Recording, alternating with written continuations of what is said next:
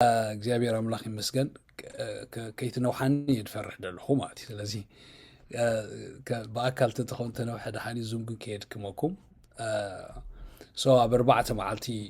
ከፋፊልና ክንሪኣ ኢና ማለት እዩ ኣምላኽ ተመስገነ ይኹን ንምንታይ ደገልግል ደለኹ ካብ ኩሉ ሰብ ስለ ዝሓሽክ ድዩ ነው በቃ ኣምላኽ ፈትወየ ኣገልግሎት ይፈትየ ህዝቢ ኣምላኽ ክቡር ከገልግሎ ደስ ይብለኒ እዩ ንዓኹም ይፈትወኩም እየ ንስኹም ከዓ ኣኽቢርኩም ደጊኹም ስለ ዝኸፈትኩም ለይ እምበር ኣገልገልትኩም ስለ ድሰኣንኩም ኣይኮንኩም ካባይ ንላዕሊ ኣብ ማእኸልኩም ኣለዉ ማለት እዩ ግን ብትዕዮ ጎይታ ንሓድሕድና ይሂንሚ እንዳተባሃልና እንዳተገላገልና ክንከይድ ጎይታ ከምኡ ስለ ዝገበሮ ኣብ ነፍሲ ወከፍና ፀጋ ስለ ዘቐመጠ በቃ በዚ ሕጉሳት ኮይና ክፉታት ልቢ ኮይና ነቲ ቃል ክንሰምዖ ክላበወኩም እየ ማለት እዩ ኣምላኽ ተመስገነ ይኹን ኣናዘር ብዙሕ ሓድሽ ቃል ወይ ሓድሽ ጥቕሲ የብለይን እታ መፅሓፍ ቅዱስ እሳ ስለ ዝኾነት ኣይተወሰኸታን ስለ ዘላ ትፈልጥዎ ጥቕሲ ክትጥቀም ማለት እዩ ኣራይ ዶ ስለዚ ሰባት sometimes they want to new things ግን new things ደይኮነ ዘድልየና ዘሎ ነቲ ዘሎ ብትክክል ብርሃን ክንሪኦ እዩ ዘድልየና ኣምላኽ መስገነና ብዙሓት ሰባት ሚስ ይገብሩ ኣብዚ ኮይኑ ይስማዓኒ ስለዚ ሸተት ከይብለኩም ቬሪ ፋሚሊያር ጥቕስታት ኢና ክንጥቀም ግን ብናይ ኣንግል ንሪኦ ኣለና እንዳስተውዓልና ከይድ ደስ ይብለኒ ማለት እዩ ኣምላኽ መስገን ኣብ 4 መዓልቲ ስለ ዝኸፍሎ ብናይ ሎም መዓልቲ ፋይናል ኮመንት ከይወሃቦ ይኽእል እዩ ማለት እዩ ስለዚ 4 መዓልቲ ምስ ሰማዕናዮ ስለዚ ትሙሉእ ስእሊ ክህበና ይኽእል እዩ ተረዲኹም ኣባሃላይ ሎሚ ሓጢኣትኩም ተሓዲግልኩም እዩ በቃ ናብ ዝብል ሞስትሊ ናብ ገፅ ክኸይድ ኢለኩም ግን ፅባሕ ክንቅፅለ ስለ ዝኾና ብድሕሪ ዘለ ክንቅፅለ ስለ ዝኾና ብድሕሪ ኸ ዝብል ሕቶ ሽዑ ክንምልሶ ኢና ማለት እዩ ስለዚ ሄድ ኦፍ ታይም ናብ ካልእ ከይከደና መታን ብኽፉት ልቢ እንዳፀሓፍና እንተሰሚዕናዮ ደስ ይብለኒ ማለት እዩ ኣምላኽ መስገን ስለ ቃሉ ሓፃር ፀሎት ክንፅሊና ደን ብቐጥታ ናብቲ መልእኽተይ ክሓልፍ እየ ሃሌሉያ እግዚአብሔር ኣቦ ነመስግነካ ኣለና ቴንክ ዩ ቬሪ ማች እግዚአብሔር ሆይ ከምዚ ድበለ ዕድል ስለ ዝሃብካና ንዓኻ ነኽብር ከምዚ ኢለ እግዚአብሔር ሆይ ኣብ መንጎ ኣሕዋተይ ክህሉ ምስ ኣሕዋተይ ኮይኑ እግዚአብሔር ሆይ ቃልካ ክስበኽ ክቡር ዝኾነ መልእኽትኻ ክመሓላለፍ ኣነ እውን ክመሃር ኣሕዋተይ እውን ክካፈሉ እግዚአብሔር ኩላና ሓቢርና ብቃልካ ክንዓቢ ፍታውካ ስለ ዝኾነ ጎይታ ነመስግነካ ኣለና እግዚአብሔር ሆይ ደቅኺ ካብ እግዚአብሔር ዝተማሃሩ ክኾኑ እዮም ሰላም ደቅኺ ዓቢ ክኸውን ኢልካ ኢኻ እሞ ብሽም የሱስ ክርስቶስ ኣብ ትምህርትኻ ዘሎ ሰላም ክበዝሓልና ዕረፍቲ ክበዝሓልና ሂወትና መታን ክትልወጥ ከምቲ ንስኻ ዝሓሰብካዮ ከምኡ ኮይንና መታን ክንመላለስን ክንነብርን ሎም መዓልቲ ቃል ካሃበና እግዚአብሔር ኣምላኸይን ጎይታ ስለ ምዝራብ ኣይኹን ሎም መዓልቲ ስለ ፕሮግራም ኣይኹን ሂወት ዝቕይር እግዚአብሔር ሆይ ኣተሓሳስባ ዝቕይር ኣመለኻኽታ ዝቕይር ይኹነልና ብሽም የሱስ ክርስቶስ ጸለኹ አሜን ኣምላኽ ዝተመስገነ ይኹን ኢየሱስ ክርስቶስ ጎይታ እዩ እቲ ኣርእስትና ከምቲ ኦልሬዲ ሃኒሓወይ ነጊርኩም ኣሎ ዝሓሸ ኪዳን ወይ ዝበለፀ ኪዳን እዩ ዝብል ስለዚ ዝሓሸ ኪዳን ስለ ዝበለ ቃል ዝሓሸ ዝብል ካብ ዕብራውያን ተወሲዱ ማለት እዩ ኣምላኽ መስገን ዝሓሸ ስለ ዝበለ ካልኦት ኪዳናት እውን ኣለዉ እዮም ማለት እዩ ስለዚ የወዳድር ስለ ዘሎ እዩ ማለት ኦኬ ሶ ግዜ ኣይወስደልኩም እየ ግን ተፈላለየ ኪዳናት ኣብ መፅሓፍ ቅዱስ ንርኢና ቀዳማይ ምስ ኣዳም ዝነበረ ኪዳን እግዚአብሔር ደበሎ ገይሩ ክሽፍኖ ከሎ ሓደ ቀዳማይ ኪዳን ኣው ንሪኦ ማለት እዩ ብድሕሪኡ ምስ ኖህ ብኖህ ገይሩ ዝኣተው ንደቂ ሰባት ኪዳን ናይ ኖህ ኪዳን ንርኢና ብድሕሪኡ ምስ አብርሃም ቬሪ ኢምፖርታንት እያ ናይ አብርሃም ማለት እዩ ናይ ተስፋ ኪዳን ወይ ፕሮሚስ ናይ አብርሃም ተባሂላ ትፍለጥ ናይ አብርሃም ኪዳን ኣላ ማለት ዘፍጥረት 15 ደን ብድሕሪኡ እቲ ዓባይ ናይ ሙሴ ኪዳን ደን ብድሕሪ ናይ ሙሴ ድማ ብየሱስ ክርስቶስ ዝመፀት ኪዳን ማለት እዩ ኣምላኽ መስገን ስለዚ እዛ ዝሓሸ ኪዳን ኢልናያ ዘለና እዛ ናይ የሱስ ክርስቶስ ብክርስቶስ ዝመፀት ናይ ክርስቶስ ኪዳን ንብላያ ማለት እዩ ስለዚ ነዚአን ክልቲአን ኪዳናት እንዳወዳደርና ኢና ክንከይድ ማለት እዩ እግዚአብሔር ኣምላኽ ይመስገን ናይ ሙሴ ኪዳንን ናይ ክርስቶስ የሱስ ኪዳን ከመይ ኢልናኻ ኣብ ናይ ክርስቶስ የሱስ ኪዳን ክንነብር ይግባአና ናይ ሙሴ ኸ እንታይ ዕጩ ኣበይ ኣሎ ሕጂ ጽቡቅ ጌርና ክንፈልጦ ማለት እዩ እግዚአብሔር ኣምላኽ ተመስገን ይኹን ሕራይ ስለዚ እቲ ብሽም ደረጃ እታ ናይ ሙሴ ብሉይ ተባሂላ ትፍለጥ እዛ ናይ የሱስ ክርስቶስ ሓድሽ ተባሂላ ትፍለጥ እታ ናይ ሙሴ ቀዳማይ ኪዳን ተባሂላ ትፍለጥ ናይ የሱስ ክርስቶስ ካልኣይ ኪዳን ተባሂላ ትፍለጥ ከምኡ ናይ ሙሴ ናይ የሱስ ክርስቶስ ተባሂለን ተፈላለየ ሽም ተዋሂቦና ኣሎ ማለት እዩ ስለዚ እቲ ቀዳማይ ኪዳን ክሳዕ መስቀል ፀኒሑ ማለት እዩ ክሳዕ መስቀል ነይሩ ድሕሪ መስቀል ግን ድሕሪ ሞትን ትንሳኤን ናይ የሱስ ክርስቶስ ድሕሪ ዕርገት ናይ የሱስ ክርስቶስ ድሕሪ በዓል 50 ናይ የሱስ ክርስቶስ ኣብቂዑ ናይ ሙሴ እቲ ሓድሽ ኪዳን ጀሚሩ ማለት እዩ ኣምላኽ ተመስገን ይኹን ኦኬ ኢየሱስ ክርስቶስ ጎይታ ዕብራውያን 8 ምዕራፍ ቁጥሪ 6 7 ከነንብብ ኢና ዕብራውያን መበገስ ኮነና መታን እግዚአብሔር አምላክ ይመስገን ዕብራውያን ከንብበልኩም ያነ ስለዚህ ሞስትሊ እዚ ንምርዳ ዕብራውያን ገላትያ ሳልሳይ ምዕራፍ እዚኦም ብጣዕሚ ኣገደስቲዮም ማለት እዩ ዕብራውያን 8 ምዕራፍ ከምዚ ይብል ቁጥሪ 6 ሕጂ ግና ንሱ ማእከላይ ኣብ ተሓይሽ ተስፋት ተሰረተ ዝበለጽ ኪዳኑን ከም ዝኾነ ክሳዕ ክንድዚ ዝበለጸ ኣገልግሎት ረኸበ ይብላሉ ነቲ ቀዳማይ ኪዳን መንቀፍን ተዘይህልዎ ነቲ ካልኣይሲ ስፍራ ኣይምተደለዮን ነይሩ ስለዚ ከዓ እናነቐፎም ከምዚ ይብል እንሆ ምስ ቤት እስራኤልን ምስ ቤት ይሁዳን ሓድሽ ኪዳን ዝኣትወለን መዓልታት ክመጽአን ይብል እግዚአብሔር ከምቲ ብኢዶም ሒዘ ካብ ምድሪ ግብፂ ከውፅኦም ከለኹ መዓልቲ ምስ ኣቦታቶም ዝኣትወኹ ኪዳን ኣይኮነን ንሳቶም ብኪዳን ኣይጸንዑን እሞ ኣነ እውን ሸለል በልክዎም ይብል እግዚአብሔር ድሕርተን መዓልታት እቲኣተን ምስ ቤት እስራኤል ዝኣትወ ኪዳን እዚ እዩ ንሕጋጋተይ ኣብ ሓሳቦም ክእትዎ ኣብ ልቦም ክጽሕፈ ኣነ ኸ ኣምላኾም ክኸውን ንሶምን ህዝቢ ክኾኑን እዮም ይብል እግዚአብሔር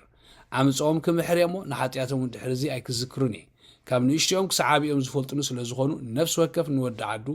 ነፍስ ወከፍ ንሓው ንዝግ ፍለጦ ኢሉ ኣይክምህሮን እዩ ሓድሽ ኪዳን ብምባሉ ነቲ ቀዳማይ ኣረጎ ትዝኣረገን ዝበለየን ግና ንጥፍኣት ቀረባ እዩ በቃ አላህ ተመስገነ ይሁን ሶ እዚኣም ቢምና ተወዳእናውን አይ ቲንክ የጸብቀልና አላህ ተመስገነ ይሁን እግዚአብሔር ይባረክ ይኹም everything is abwalo ማለት ስለዚህ እቲ በክርስቶስ በአዳም ዝመጽ በሙሴ ዝመጽ ኪዳን ክሳዕ ኢየሱስ ክርስቶስ ዝመጽ ጸኒሑ ብድሕሪኡ ግና ከብቀ ነይርዎ ማለት እዩ እግዚአብሔር ይመስገን ስለዚህ ከም ኖት ክትሕዝዋ ዝደሊ ዘንክልተ ኪዳናት ጎን ንጎኒ ኣይከዳንን ታሴት ታንት ምስመጽት ታንቲ ኣብቂያ ማለት እዩ ኦኬ ስለዚህ ናይ ሙሴ ኪዳን ክሳዕ ናይ ኢየሱስ ክርስቶስ ኪዳን ዝመጽ ዝነበረት ናይ ክርስቶስ ኪዳን ምስመጽ ግን ብድሕሪኡ ኣብሶሉት ድብሎ ወሪኹም ኣለኹም በቃ you know out of game ኮይና ማለት ተሳዒራ ማለት እዩ ሓጺሩ ዋላ በአሜሪካ ከም ይብሉም ሓደ ሕጊ ዝጸንሐ መጽ ካል ፕሬሲደንት ካል ሕጊ ከውጽእ እንከሎ ተቀዲሙ ዝነበረ ናይ ታክሲ ይኹን ናይ ዝኾነ ይኹን ሕጊ out of game ይኹን ይጓሓፍ ማለት እዩ በቃ ተጓሒፉ ማለት ስለዚህ ብሉይ ኪዳን እቲ ኪዳን እቲ ውደሎ ቃላት የድልየናይ እቲ መጽሓፍ የድልየናይ ሲኮንኩ ዝዛረብ ደለኹ እቲ ኪዳን ግን ዳሴት ንጥፋት ቀረባይ ስለ ዝበሎ ብብሉይ ኪዳን ኣይተነብር ኢኻ ወዲዩ ማለት ስለዚህ ክልቲኡ ኪዳን ጎን ጎን ይኸዱ እቶም ዝበርሃሎም ብናይ ሓድሽ ኪዳን ዘይበርሃሎም ካብ ብሉይ ኪዳን ዝበሃል ነገር የለን ናይ ብሉይ ኪዳን ናይ ሙሴ ኪዳን ስርሑ ወዲዩ ኣብቂዕ ማለት ኣምላኽ ተመስገነ ይሁን እዚ ከዓ መዓስ ኣብቂዑ ኢየሱስ ክርስቶስ ሙሉእ ብሙሉእ ምስ ፈጸሞ ማለት ኦኬ ፉልፊልመንት ድብል ሰሚዕኩም ትኾኑም ከምኡ ዝኾኑ ቴዎሎጂ ኣለው ዞም mostly نحن حبشة ماتي بس مصعب سلنبب حدا عينتنا dispensationalist قال زولون دهر سمعهم بديسبنسيشن كفيلهم زخدو رايهم هم غرامه قدي بزح شاخعنا نابو انا خباتهم شفت اندا قبر خيده كله ايكونن ግን دبزح صيلي بقى بزح بوليتيكال قال بوليتيكا بتخسيان بوليتيكኛ ክትኮን ዝገበራ dispensation ይማት ምስ እስራኤል ተሐውሹ ናይ እስራኤል አጀንዳ كرامد يلوز تفترة سلزخان زي fulfillment جن perfect يو رايو يخ مقرام قديس so مقرام قديس أوكي ماتيوس حمشي عمرف 10 شوعتن 10 شومتن كم بقولكم يعني اللهم مسكن ماتيوس وانجيل ماتيوس حمشي عمرف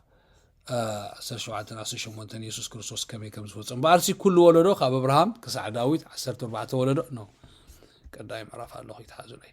اللهم مسكن حمشي عمرف 10 شوعتن 10 شومتن نحقو خونا ويس نبات كفصمو منبر كسعروم زمصاخو ايمسلكم سماين مدرن كسع زحلف كله كسع زفصم كاب حقس يوطا ويس حنت حنطات كمزي تحلف بحقي بلوكم الله سو يسوع كريستوس لمنتاي مسيتلكمني نحقي كفصمو يمصي كتغبرو يمصي ስለዚህ ኢየሱስ ክርስቶስ የፈጸመው የለን እቲ በክርስቶስ ኢየሱስ ክፍጸም ዘሎ በሙሉ ስለስተፈጸመ ተፈጸመ ምስበለ ሽዑ ዕብራውያን 8 ምዕራፍ ከም ተዓንቶ ይደንብብና ደጋጊምና ከመለሳይና ዕብራውያን 8 ምዕራፍ ሓድሽ ኪዳን ኣምጽኡ ማለት እዩ አምላኽ መስገን ኢየሱስ ክርስቶስ ጎይታይ አሜን ሃሌሉያ ሃሌሉያ ስለዚህ በሓዲኡ ይኻ ትነብር ማለት በቃ ብሉይ ሓሊፉ ስለዝኾነ ብናይ ሓድሽ ኪዳን بزي تحزازي خاتخيد ماتي እግዚአብሔር አምላክ ተመስገን ይሁን ስለዚህ ኢየሱስ ክርስቶስ ጌታና መድኃኒታችን ኢየሱስ ክርስቶስ بخبور ደሙ ኦኬ بخبور ህይወቱ ንብሉይ ኪዳን ኣብ ክንዳና ብምፍጻም ሓድሽ ኪዳን ጀሚሩልና ማለት እዚ ሓድሽ ኪዳን እዚ እንታይ ማለት ይተልኩምኒ እዚ ኪዳን እዚ ክርስቶስ አባና እንዳነበረ ኦኬ ክርስቶስ አባና እንዳነበረ ንሕና እቲ ናይ ክርስቶስ ህይወት ክንነብሮ ዘኽእለና ኪዳን እስኩምኒ ብሉይ ኪዳን ንስኹም ግበርዎ ንስኹም ካልዎ ንስኹም ፈጽሞ ይነሩ ሓድሽ ኪዳን ግን ክርስቶስ ኣብ ክንዳና ምስ ፈጽሞ ክርስቶስ አባና እንዳነበረ ዕብራውያን 8 ምዕራፉን ውሽጦም ክጽሕፎ ኣብ ውሽጦም ክሕድሮ ስለዝበለ ክራይስት ኢን አስ ኢሎ ቆሎስ ይዛረብ ከሎ ክርስቶስ አባና ናይ ክብሪ ተስፋ ኢሎ ማለት ክርስቶስ አባና እንዳነበረ ንሕና ከም ቤቱ ኮይና እትናቱ ህይወት ክንነብር ምኽኣል እዩ እዚ ሓድሽ ኪዳን ስለዚህ ካብቲ ብሉይ ኪዳን ቶታሊ ፍሊ ዝበለ እዩ ንዑ ዝመሳሰል ዳርጋ ናይ ብሉይ ኪዳን ገለ ዝበሃል ነገር ኣይኮነን ኦኬ ካብ ብሉይ ኪዳን ፍሊ ዝበለ እዩ ሓድሽ ኪዳን ኢሎ መጽሓፍ ቅዱስና ብክርስቶስ ኢየሱስ ዝመጸ እዩ ክርስቶስ አባኻ እንዳነበረ ብመንፈስ እንዳተመላለስካ አምላኻዊ ህይወት አምላኻዊ ጽድቂ ሒስካ እትነብሮ እትመላለሶ ሓድሽ ዓይነት ንዘበናት ዘይነበረ ግን ቅድሚ 2000 ዓመት ብክርስቶስ ዝመጸ ሓድሽ ዓይነት ህይወት እዚ ህይወት እዚ ናኽነብር ሕጂ ነዚያ ክድግፈና ሮሜ 8 ምዕራፍ 3-4 ከነብባይና ሮሜ 8 ምዕራፍ 3-4 ሮሜ 8 ምዕራፍ 3-4 ብትግርኛና ዝናህና ትግርኛ ባይዞይ ዝናህና ትግርኛ በጣም እዩ قرب كبدبل ስለዚህ ሓድሽ ትርጉም I found is the best ወይካ ኩልሻ እንግሊዝኛ ካወሱ አራ so 3-4 ንሕጊ ብስጋ ስለዝደኸመ خገብሮ ዘይኮነሉስ አምላኽ ንወዱ ብምስለ ኃጢአተኛ ስጋን ከም መስዋዕት ኃጢአትን ሊኹ ነቲ ኃጢአት ብስጋ ኾነኖ አባና በመንፈስ እንበር ብስጋ ዘይን መላለስ ትድሌት ሕጊ ኾም ኾይኑ ከመላዩ ይብለና this is the new testament ግን እንታይ ማለት ይዝኻለስ ንሕጊ ብስጋ ስለዝደኸመ ንሕጊ ብስጋ ስለዝደኸመ እንታይ ማለት መስልኩም ስጋ ድኹም ስለዝኾነስ ንሕጊ ክፍጽሞ ስለዘይክእል خገብሮ ስጋስ ንሕጊ خገብሮ ስለዘይኮነሉ ኢየሱስ ጥራይ ፈጽሞ ማለት ኦኬ እንታይ ገይሩ አምላኽ ንወዱ ብምስሊ ኃጢአተኛ ስጋ ሊኢኹ ከም መስዋዕት ኃጢአት ሊኢኹ ንኃጢአት ብስጋ ኾነኖ ይብለና በቃ ናይ ኃጢአት ዋጋ ሂብዎ ንኃጢአት ቀጽዕዎ ንኃጢአት ወጊድዎ ኒው ቴስታመንት ሓድሽ ኪዳን እቲ ኪዳን ንኃጢአት ብምውጋድ እዩ ናውኢና ክንከይድ ዳሕራይ ንኃጢአት 100% ብምቕጻዕ ብምውጋድ እዩ ዝጅምር አምላኽ ተመስገነ እቲ ብሉይ ኪዳን ካብ ኃጢአት ነፃ ንኃጢአት መሊሱ ዝደፋፋኣካ ኪዳን እዩ ኃጢአትካ ኸርኤካ ዝመፀ ኪዳን እዩ ኢንቴንሽናሊ ድኹም ምዃንካ ከምዘይ ትኽእል ረዳእ ከምዘድልየካ መታን ከርኤካ ከምዘይ ትኽእሎ እንዳፈለጠ ሕጊ ይብካ እቲ ሕጊ ካብ ኃጢአት ነፃ ከውፃእካ ይኮነን መፅኡ ኃጢአትካ ከረክሰካ ብናይ ስመራ ቋንቋ ከረክሰካ ይመፅእ ብሓፂር እስኩምኒ ሓድሽ ኪዳን ግን ንኃጢአት ቀፂዑ ንኃጢአት ዋጋ ሂቡ ንኃጢአት ኮኒኑ እዩ ጀሚርዎ ማለት እዩ ስለዚ ሕጂ እንታይ ይብላ አባና ብመንፈስ እንበር ብስጋ ብዘይንመላለስ እቲ ድሌት ሕጊ ኾምኡ ኾይኑ ክምላ እዩ ስለዚ ኒው ቴስታመንት ሕጊ بمنفس إن دات ملالسكات دليت حقي satisfied كوينو تنورلو هيوتي مات ስለዚህ something unique ናይ ክርስቶስ ህይወት ተቀቢልካ ክርስቶስ አባኻ እንዳነበረ አምላኽ ተመስገን ይሁን እቲ እግዚአብሔር ዝደለ ህይወት ከም ብረካ እናኽ አለካ ትነብሩ እዩ ለስኻት ጽዕሮ አይኮነን ኣብዚ ኺዳን ዝምስአተኻ you find yourself በቃ enjoying Christianity ኩልሳን አሕዋት ሃሌሉያ አሜን ለዚህ ብሉይ already ሓሊፉ እዩ ኦኬ ብሉይ ክሳዕ ዝሓልፍ يحاوس ونديم قليهم already بلوي حليفي وسكفيو verses كان نبب كم زحلفه ماتيوس 24 بعرف قدري 3-4 ماتيوس 24 right جابير الله تمسكنهم بلوي already انت كم زخنه كم زحلفه right okay قد 3-4 أبدأ رزق تقاميته خلا هذا كمزامرت بتيرم إذا معسك خوني تمرت مساعد كام ودات عالم كان تايو سكن جرنا نقولنا أبو قربو يسوع مليس بولم حدكوا عشتاكم تتنقوا أنا كرسوسي ناول بزحات بسميكم بس إمه نبزحاتكم كسرتين وجن وراوجن سامعهم راي وايد سامبول زخون بجديو جناهم ودات جناي حزبنا بحزب من قسنا من قس قل عليه أبوتات ኣቦ ቦቱ ጥሜትን ፌራ ምቅጥቃጥ ምድር ክኾኑ ዝኹሉ ግና መጀመርታ ቅልውላዊ ቁጥሪ 1 እስከራይዋ ኢየሱስ ካብ ቤተ መቅደስ ወፂኡ ደቂ መዛሙርቱ ድማ ህንፃ ቤተ መቅደስ ከሪእዎ ናብ ቀረቡ ንሱ ግና መሊሱ በሎም እዚ ኩሉ ትሪእዎ ኣለኹም ኣብዚ ዘይፈርስ እምኒ ኣብ ልዕሊ እምኒ ኣይክተርፍን ይብለኩም ኣለኹ በሎም ኣምላኽ ተመስገን ይኹን ሕጂ ልክዕ እዛ ቤተ መቅደስ እዚኣ ክትፈርስ እያ ምስ በሎም ኣምላኽ ተመስገን ይኹን እዚኣ ኣብ መበል 70 ዓመት እታ ቤተ መቅደስ ፈሪሳ ስለዚ ናይ ብሉይ ኪዳን ኣገልግሎት ኢንታይርሊ ኣብ መበል 70 ዓመት ሙሉእ ብሙሉእ ተወዲኡ ማለት ኢየሱስ ክርስቶስ ብምድሪ እንከሎ መጋረጃ ተቐዲዱ ግን እቲ ቤተ መቅደስ ነይሩ እቲ ሊቀ ካህን ነይሩ ካህናት ነይሮም even though they were very irrelevant okay ምንም ኣድላይነት ኣይነበሮም ሊቀ ካህን ኣድላይነት ኣይነበሮ ካህን ኣድላይነት ኣይነበሮ እቲ ዝግበር መስዋዕት ብሙሉእ ምንም ኣድላይነት ኳላ እንተዘይነበሮ ይቕፅል ነይሩ ክሳዕ 70 ዓመት ኣብ 70 ዓመት ግን እምና ኣብ ልዕሊ እምና ይተርፍኒ ኣብ ዝበለሉ ምስ ፈረሰ ሙሉእ ብሙሉእ ኣብቂዑ ካብዚ ዕለት እዚ ጀሚሩ ሕጂ እግዚኣብሔር ናይ ብሉይ ኪዳን ኤክሰርሳይዝ ተግባራት ምንም የብሉ ወዲኡ ስለ ዝኾነ ኣብቂዑ ስለ ዝኾነ ገለገለ ሰባት ቤተ መቅደስ ክስራሓ ሽዑኡ በቃ ፀረ ክርስቶስ ኣብኡ ከኣትዩ ገለመለ ኢሎም ገና መስውእ ክኸውን ዝፅበዩ ከምኡታት ገለመለ ኣለው ታኢስ ኢልካ ድርሰት ቅዱሳን ኣሕዋትይ ኦኬ ሕጂ ክርስቶስ መፅኡ ተወዲኡ ቅዱሳን ኣሕዋትይ ስለዚ እግዚኣብሔር ዘለዎ ሕጂ ናይ ምንታይ ዓይነት ኪዳን እዩ ሓድሽ ኪዳን እቲ ናይ ገንሸል ፋሲጋ ናይ ኢየሱስ ክርስቶስ ተሰውኢ ደም ፈሲሱ እግዚኣብሔር ዓጊብ እዩ እቲ ጽላሎት ኣብቂዑ እቲ ክውንነት እቲ ሪያሊቲ መፅኡ እዩ እቲ ሪያሊቲ ካ ክርስቶስ እዩ ክርስቶስ ምስ መፅኻ ብሓድሽ ጽላሎት ክመጻልካ ኣይትጽበይኒ ኢኻ ማለት ተረዲኹኒ እታ ምልእቲ ሙቪ ምስ ረኣኻያ ናብ ቦርስማሚ እንታይ ትኸይድን ኢኻ ናብቲ ትሪለር ኣይትኸይድን ኢኻ እቲ ብሉይ ኪዳን እሱ እዩ ነይሩ ማለት ኦኬ ግን እቲ ክመፅእ ዘሎ ክርስቶስ ዘዳሉ መገዲ ዝፀርግ እዩ ነይሩ ማለት ኣምላኽ ይመስገን ኦኬ ሶ እግዚአብሔር ኣምላኽ ተመስገነ ይኹን ገላትያ ኤፌሶን ካልኣይ ምዕራፍ ተንቢብና ጥቕሲ ከይበዝሓና 11-19 ሮሜ 3 ምዕራፉን ተንቢብና 28 እቲ ብሉይ ኪዳን ሙሉእ ብሙሉእ ከም ዝሓለፈ ይነግረና ኦኬ ሶ ናብ መጽሓፍ ገላትያ ከወስደኩም ኣብ መጽሓፍ ገላትያ ሰለስተ ኪዳናት ይጠቅስ ጳውሎስ ኣብ መጽሓፍ ገላትያ 3 ምዕራፍ ሰለስተ ኪዳናት ይጠቅስ እቲ ሓንቲ ናይ አብርሃም ኪዳን ማለት እዩ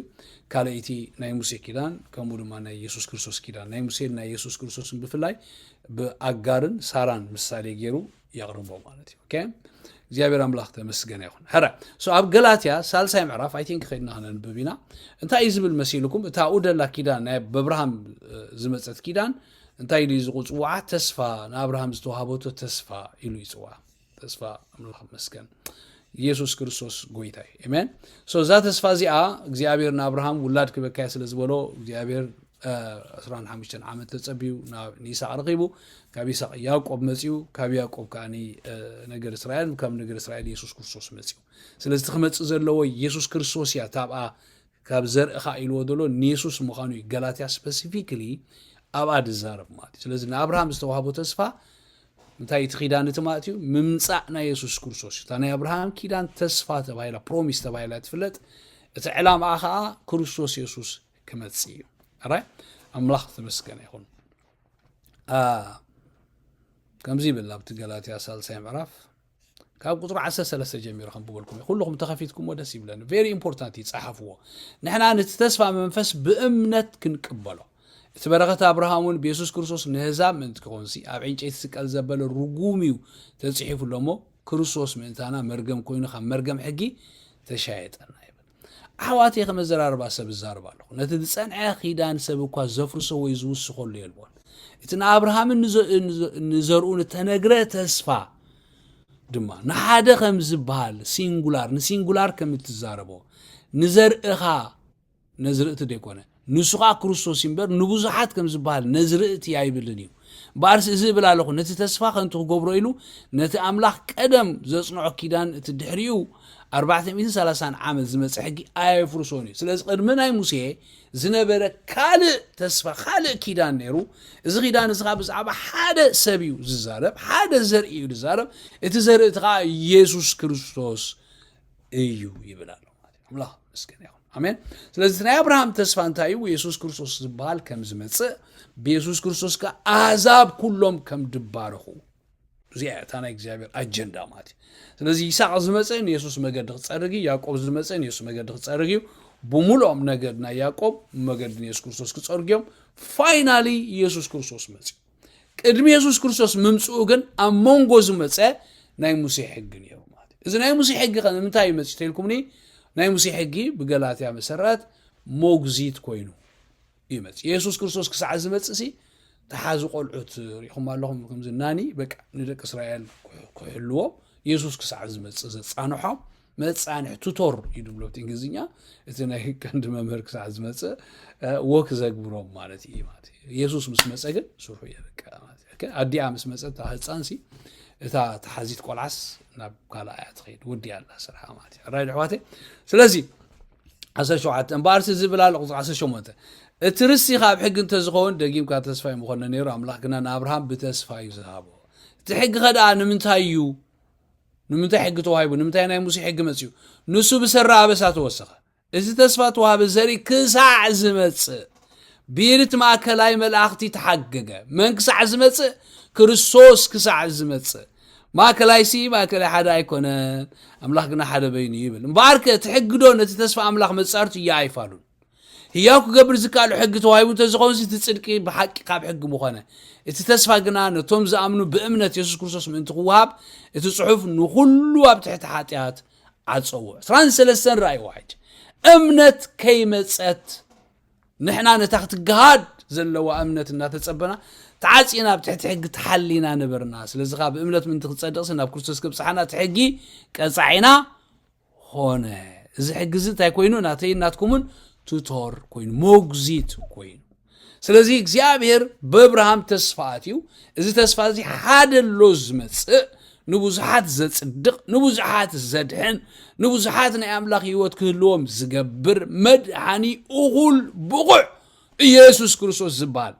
እሱ ክሳዕ ዝመጽእ መጻንሒ ኢሉ ሕግ ሂቡ እዚ ሕግ ሕጂ መጻንሒ ሕጂ ወጢት ካምፂኻ ሓድሽ ኪዳን እቲኻ በቃ በዚ ገለመለ ኢልካ بچراش نشعو نتم دك إسرائيل توهبه مصانحي إنير رايد حواتي الله تمسكن يا أخو آمين هاليلويا هاليلويا ስለዚህ ኢየሱስ ስለዚህ መጸ እጂ ተሐጊ አብቂ ኢን ፋክት ተሐጊ ምን ትሩሱን ናአህዛብ አይተዋበ ተሐጊቲ ናይ አህዛብ ሕጉን አይሆነ ናይ ደቅ እስራኤል ሕጊ ማለት لذي حجي حقي أبتي بوليكيدان أو سرح وديو نخرسوس كساعة زمت أصاني حوا كرسوس جن مسي وتسجع جن مسي ترياليتي جن مسي تأندي تأورا جن already تخينو مسي مالتي جابر الله مسكن لذي حدش كيدان يسوع تجليتي هاليلويا آمين لذي بوليكيدان يخون كان دلها أو حدش كيدان يخاد دلها إذا حدش كيدان زجي ديتيل كل ريال لنا بعد أبوليك حجي تاي مسيلكم أبتنا إجزابير كيدان دحرا لخوان كا بتخيدان يخات نبر أبوليك كيدان كون كا بني حدش كيدان كتنبر يتخلع أبوليك كيدان حق حلي حق ندحل خات نبر حدش كيدان بس مسا بأمنتي اللي كله بأمنت بيسوس كريستوس بأمنت نبر حق تدي حل هون تلك نعم لك خميس كتقول ما هناك داسنا دوي إجزابير تروح بقول ما قدي إذا أمنت نيتسجع جزء أبكيون أبكال أنت وسيدنا خا قدم على القصو على باسر تغسل على هانيبال على ماتي 5 يوم دمورنا نيرم تسجع يملك حفت أعتبرك أيسلتك نتي وانتي أبير ذهاب حق تفولت لك أملاك تمسكن يا أخو يسوع كريستوس قويتاي سلازي أبير أملاك مسكن ناي بولي كيدان أبكيو حجي ناي تسجع زبل ناي أمنت زبل ناي كريستوس زمن بكريستوس منبر بمنفس من مللاس ناي بمنفس من مللاس زبن سلازمص نتيجزي على ليقا بون تزينيركا يول ميسيت فيبر نبين خاز قبل الكارير إلين أشجارون كتكون عصب كتك أشجاري تمرتك أشجاري بك أنا بتقصي أنا أشجاري نقول له أشجاري معناته يميس دو بوينت طب عند ما لقتني أملاخ أبزا زبن زي أسر حلا زلو ميس لزقبر كيا مالتي ترجعوني سلازي كريستوس مسي زي يخبل بك تحدش كيدان زبلص كيدان مسيلنا له زبلص انكلنا بتزخف اين نبر بتزبلص نمبر ስለዝበለና በቃ ነብራን حدش كيدان نفسه كفنا بريلنا بوغن ملالس يعني متحسابيات ትምርት ማለት ነው الله مسكن ስለዚህ بزني حدش كيدان زبن ثلاث ነገራት አለው حانت لو مخرجينا تنكلت زمزل الرينا رايد حواتي إذا قداميت أنت يمسلكم حاتيات نحوارو تسعير أبز حدش كيدان حاتيات تسعير إن فاكت يسكوسوس نبز مدرز خمس خل خمان كم سيرو كدحنوم يقول بوزح تقصيت رخمينهم كاب حاتياتهم كدحنوم يدول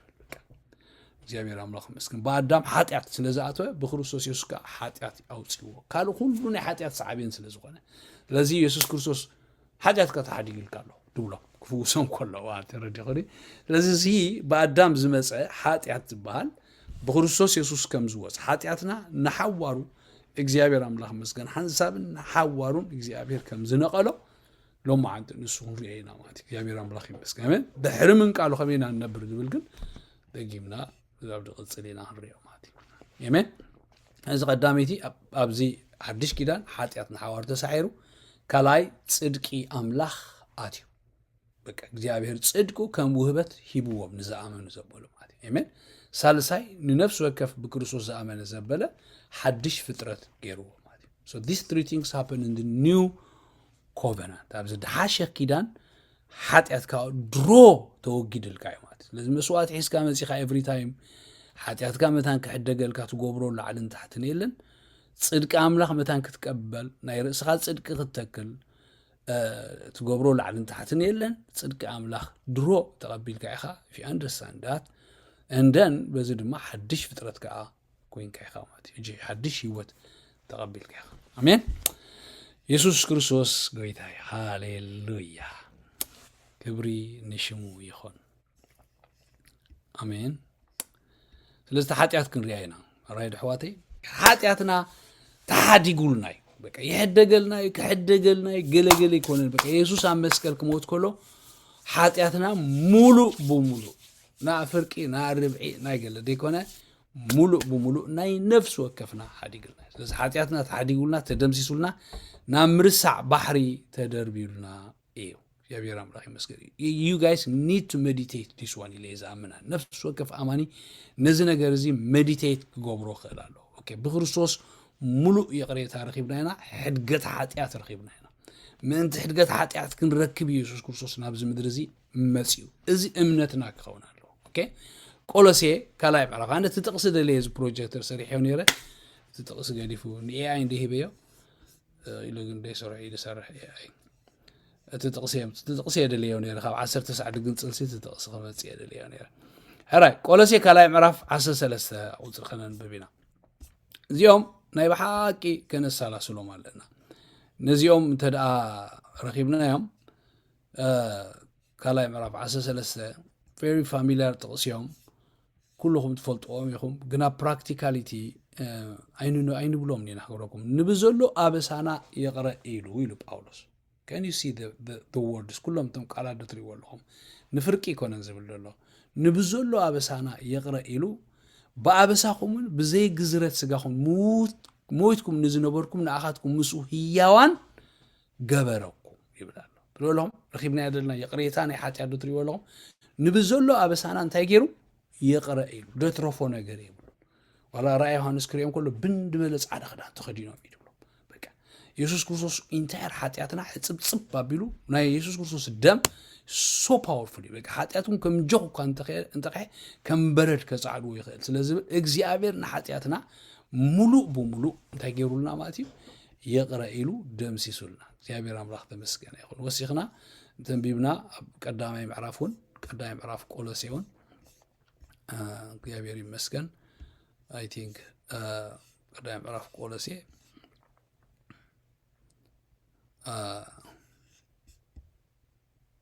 ቁጥር 14 አብኡ ምድሓና ማለት ሕድገት ኃጢአት አሎና right how ab ክርስቶስ we have the forgiveness of sin ሕድገት ኃጢአት አሎና ይብላሉ بزيغ استحاتيات عينته اب ክርስቶስ ኢየሱስ ሕድገት ኃጢአት ተዘይህልውና ولا حد سب بقوع يلن ابيت املاح تتوكل زخل ولا حد سب كجلج كزمر يخل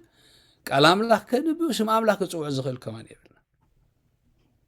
نا እግዚአብሔር ደም ና እግዚአብሔር ምሕረት እንተ ዘይከውንሲ ኢሉ ሓደ ሰባኺ ክንስሐ خلنا ንነብዐን ንብዓት ከማን ኣብ ቅድሚ እግዚአብሔር ንጹሃት ከይኮና خلا ولا سن كمان دم ኢየሱስ አድሊኒ ተናይ ንስሐ ናይ ሐቅ ናይ ንስሐ ንብዓትና ከማንሲ يدليني سلازي كلنا بمحرة እግዚአብሔር ይናዘለና ና እግዚአብሔር محرتيو دوابي لنا دلو أملاخ تمسكن يخون هاللويا إيمان إفيسون نحرم بيكم قدايم عراف إفيسون قدايم عراف ندحر كيفيتكم the same thing باولوس دقاقي متملق تلزاربو مسي قدر شوعاته بو بدمو مدحان مالت كم تهاب تسقاو حدقت حاتيات قالونا we have the forgiveness of sin بلا تريوا لهم إذا عقب كيدا يبقى قول كل كي ورد كبقي خيم سخا دورو خيم سخا بغرسوس كان مأمان كاستل على حدقة حاتيات قالونا إلو ينقرنا This is the best good news to me is this one. كم زي forgiveness تزيه لونا نيرو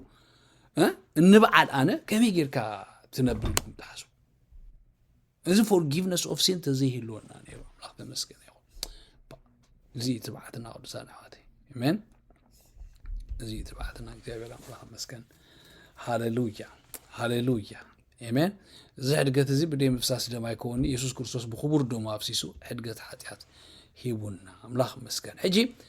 إزياء زجبرة حنسابنا حوارونيا every year يكونن من تقام نحاتيات كام مسوات زار و every time حاتيات تجبر كلها يكونن يسوع سوالك يسوع حنسابن نحوارون جبرو يدبر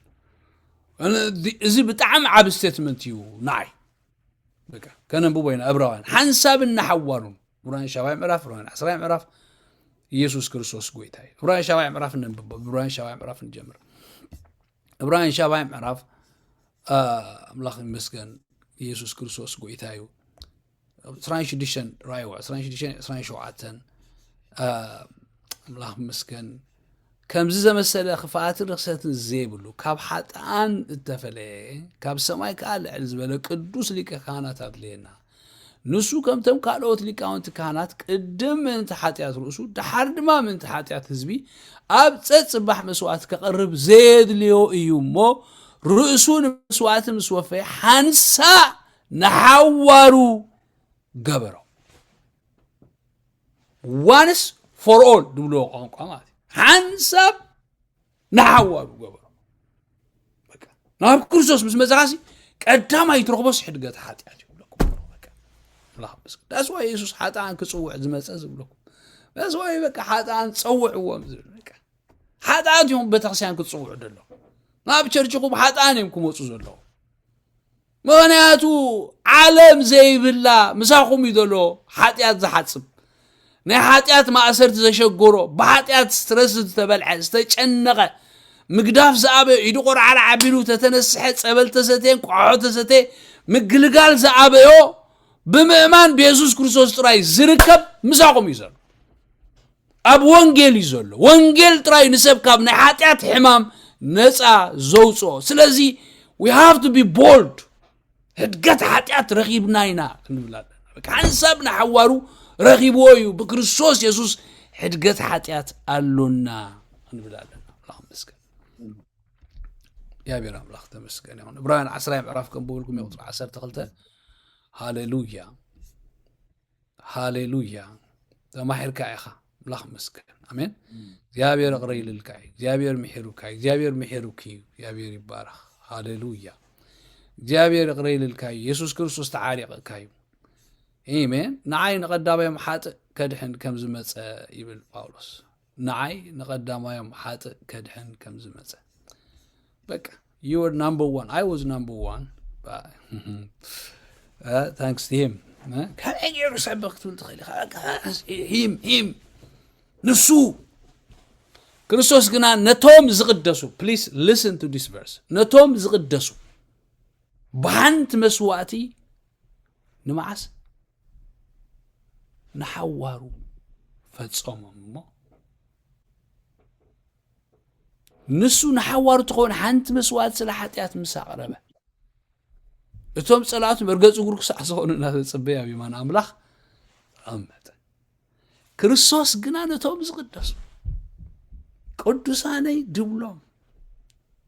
دقي زبلوم بغندي مسوات يقدسوم حنت مسوات نمعس نحور بس أنا أبي وتي زدلي أنا قرنت أتلكمني بقال أملاخ طريق حاسب زدلي when I think through the word of God when I try to interpret things I want to interpret through the word not my experience بتمكروي بناتي بزريو بدسمعوا يكونكم بتنتنو بقال أملاخ حاسب يزدلي هجي تقال أملاخ بعلون قال أملاخ ترجمه إذا قال أملاخ بعلون يزاربني قال أملاخ كزاربني يزدلي أنا قال أملاخ كزارب ترى يزدلي ناتي سايكولوجي ناتي فلتات ناتي تمكرو ناتي برتعين دخام نسيكون كزارب يزدلي إذا قال تحيد بالدولة مس قال أملاخ رأسي كتعارق يزدلي نذ قال إخزابير السلاسيلة بقى مريتيت غيره بلع مسو تسمعين نتقال آمينكم لا يزدلي إذا قال يجيكم دبل كريستوس كنا نتوم زقدسو بحنت مسواتي نحوروا فتصمم بيرفكت قبروا نسو نحوروا تكون حنت مسواتي سلا حاتيات مساقربه اتوم تصلاتو مرغص اغرو كسع زخونو ناتصبه ابي ما املاح تايكونه تغمت سلا حاتيات كتحدي قلكاي امين كاليتي حاتياتنا نمرص بحري دربيو بك እግዚአብሔር ንኃጢአትካ ምጽብጻብ አይኮነን ዘሎች ንተነሳኻ ካሎ ኃጢአት እግዚአብሔር በቃ ከፋይላት እንዳገንጸለ አይኮነን ዘዘካና እሱ ናይ ብሉይ ኪዳን ናዲሽ ኪዳን ኮም የለን መዝሙር ዳዊት ቢን ሰለሰን ዕብራውያን 8 ምዕራፍ ሮሜ 10 ምዕራፍ አንብቦ ኃጢአትና እግዚአብሔር ንሐወሩ አምርሳዕ ባህሪ ደርቢዮ እግዚአብሔር ስለዝርሳዕ አይኮነን ክርስዕ ስለዝደለየ ጥራይ ተደሊ ርስዕ እግዚአብሔር በቃ ስለዚህ ክርስዕ አይደል ኃጢአትካ ኃጢአትካ ይጸባጸብን እግዚአብሔር ምሕረት ምስገበረልካ ብንስሓ ናብ አምላኽ ምስ መጽኻ በክርስቶስ ምስ አመንካ ናብ ጎይታ ምስ መጽኻ the first thing ድረኸብካ እንታይ እትልካኒ ሕድገት ኃጢአት ይኸራይ በቃ ሓንሳብን ንሓዋሩን አጽሪውሲ ናብ ምርሳዕ ባሕሪ ኸ ደርቢ ስኻ ዝክሮ ትኸዳ እግዚአብሔር ግን አይዝክሮን ዝክሮ ከማን አይደለም አይልልካን ይኸማ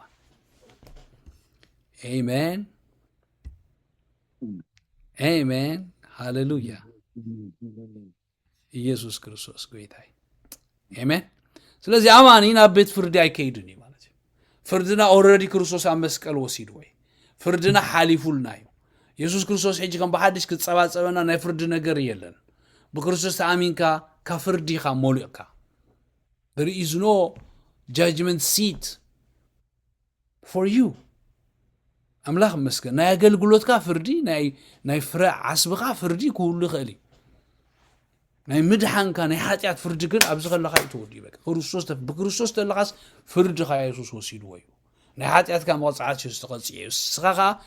ተማሒርካ ኢኻ አምላኽ ጣዓሪቕካ አሜን አምላኽ ተመስገነ ይኹን አሜን ትዝበለጽኻ ክገርመኩም እሱ ጥራይ ደይኮነ ናተይ ኃጢአት ጥራይ ደይኮነ ናትኩም ኃጢአት ጥራይ ደይኮነ ናይ አመንቲ ናይ ደቁ ብስሙ አሚንና በመንፈስ ቅዱስ ዝተሓተምና ዳግም ዝተወለድና ሽምና መጽሐፍ ሕይወት ተጻፈ ናይ ዘላለም ሕይወት ዝተቀበልና ሰባት ጥራይ ደይኮነሲ ናይ ኩሉ ህዝብ ዓለም ኃጢአት እግዚአብሔር ገዲፎ ናይ ኩሉ ዮሐንስ መጥምቅ ክዛረብ ከሎ እነሆ ኃጢአት ዓለም ዘርሕ ገንሸል አምላኽ ንዓለም በክርስቶስ አምላኽ ምስ ዓለም ካረኦ ከሎ ሳብ ክርስቶስ ነበረሞ በደሎም አያዘሎም እግዚአብሔር ናይ ሙሉ ህዝብ ዓለም ኃጢአት እዩ ተዓሪቁ ዘሎ እግዚአብሔር ናይ ኢየሱስ ክርስቶስ ደም ናይ ሙሉ ህዝብ ዓለም ኃጢአት እዩ ደምሲሱ ኖ ኃጢአት ዓለም ዘርሕቕ ገንሸል አምላኽ ሊተራሊ ሓደ ሰብ ታይልን መሲልኩ ሃላሊ ዝገጥ በካኩ ናይ እግዚአብሔር ኃጢአት ቅረብ ለላይ ከልኒ ለኒ ሊተራሊ you did not know me ለኒ ናይ ትፈልጠኒ ኢኻ አነ ድገበርኩ ይትፈልጠኒ እንታይ ምስትገብር ኢኻ ኢሉ ይገርመኩ ናይ ኢየሱስ ክርስቶስ ደም እኮ ኃጢአት ዓለም ዘርሕቕ ደም እኮ እዩ ካብታ ኢየሱስ ዝሞተላት ሒዝካ ክሳዕሎምና ሕጂ ደለው 8 ቢልዮን ገዲፍካሲ ካብታ ኣዋንቲ ዝነበሩ 2000 ዓመት 2026 ዓመት ዝነበሩ ክሳዕሎም ብለይቲ ንዘለው ናይ ኩሎም ኃጢአቶም ክድምስ ዝኽ ዋላ ናይ ሂትለር ክድምስ ዝኽእል ደም እኮ ናይ ክርስቶስ ይቀረ ዝበለሉ ደም እኮ ናይ ዝኩሉ ሰብ ተደሚሩስ ናትካ ይወልጾ ዲኻ ትብለን ደለኻ how difficult it is to accept our forgiveness. نسبات كم دخوبهم forgiveness مقبل. أنا we don't preach it. أنا نساتهم كا we don't preach. نفرعه. فعلوا نسدهم مثلنا. No. ناي عالم حاتيات ولا ناي أسلام حاتيات قد يفلون. ناي بودا حاتياتهم قد يفلون. ميحروهم. إذا شجر الصوم سلزي موسيهم. نتمحرت أمين سلزي بولوهم. نخو موسو خلوسي شو يكون نسوا اللهم. شو يكون ندوم زفس السلام. Already paid you. Already facilitated them. Already تخفي للومي. ناي كلهم كلتا بيلين دم دخونوا أسلام. بودا عند يكونوا خونوا. كالوت امنتات ايتيست عند يكونوا خونوا. بزي قدس. إكزيابير حاتياتهم. ملغتنا أملاخ محيرك. أملاخ يفكرك. نعنا بأملاخ. سلام كتركب يخا. إكزيابير تعاريك. أبكن دقاقة مغلتشين 26 عامت مويتل كيسوس كريستوس.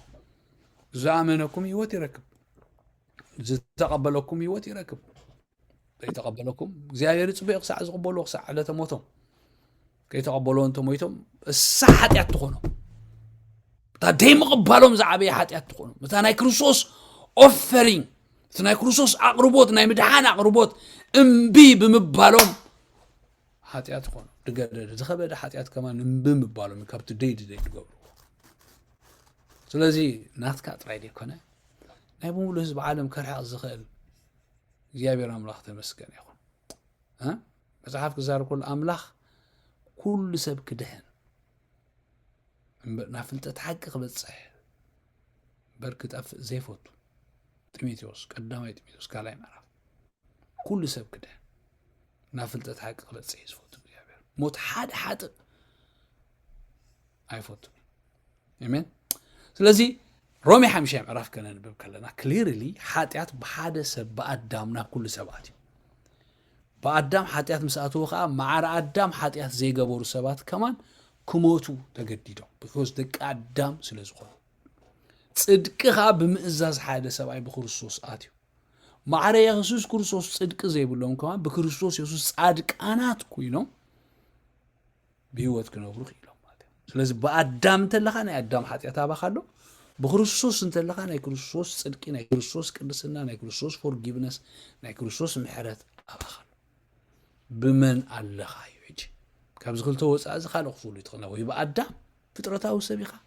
ويكا بخريستوس منفسه سبيخة ملاحظة بس كان يقول آمين آمين أوكي so let's agree هيج نسامع مع وانجيل يوحنس 16 كيدينا ناقنا منفس قدوس أقلقلوت كنزراربينا يمين منفس قدوس انتاي دقبر أبزان مدرزي حج نحنا انتاي ملغتنا مجمرة ملغتنا طعم زيناي ملغتنا بالسراتيو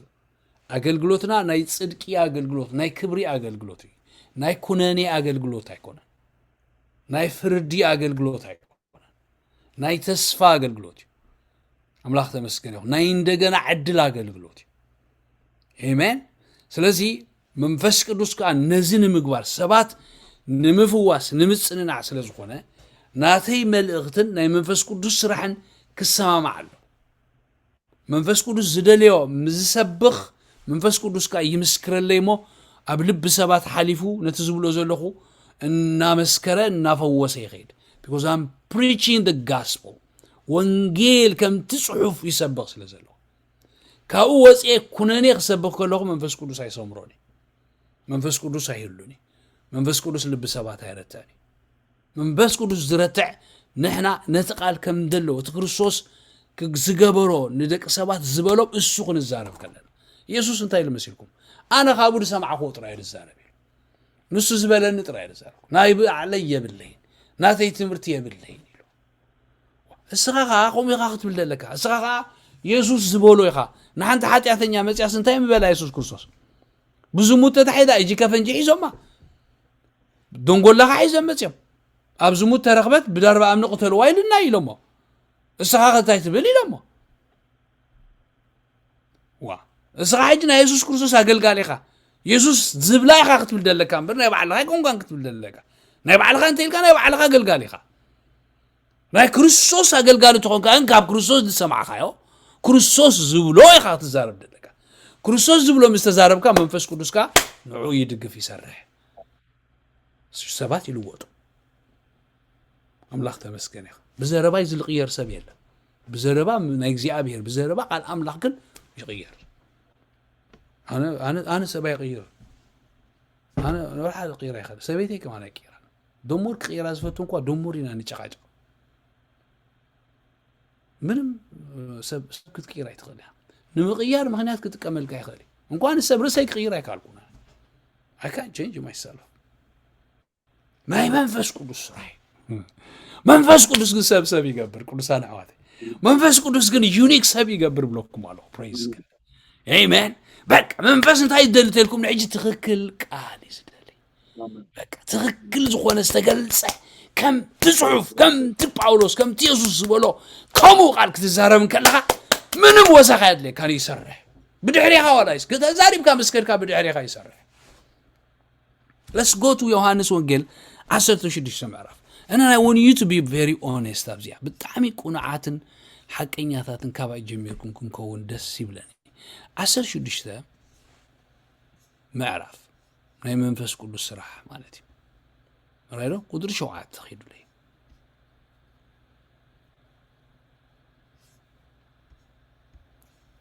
አሜን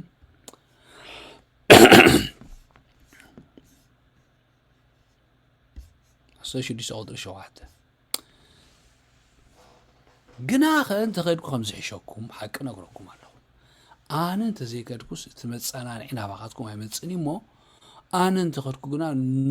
نأخذلكم أي راه مسكن نسو بس متسخا نعلم بزعبة حاتياتن بزعبة صدقن بزعبة فردن تاخا قبراي كرتاي الجي منفس قدوس سايد قبر مصيو مسون تمصحشنا اسون تمصح هصانانا عناي مسانا سلازنبر ابيتنا سلازنبر 24/7 زصانانا عنا منفس مسانا سلازخون نسو مسمصخا نعالم بزعبا انتي كرت عيو بزعبا حاتياتن بزعبا صدقن بزعبا فردن كرت عيو هجي نزي اسبكا انت الكيان حدثب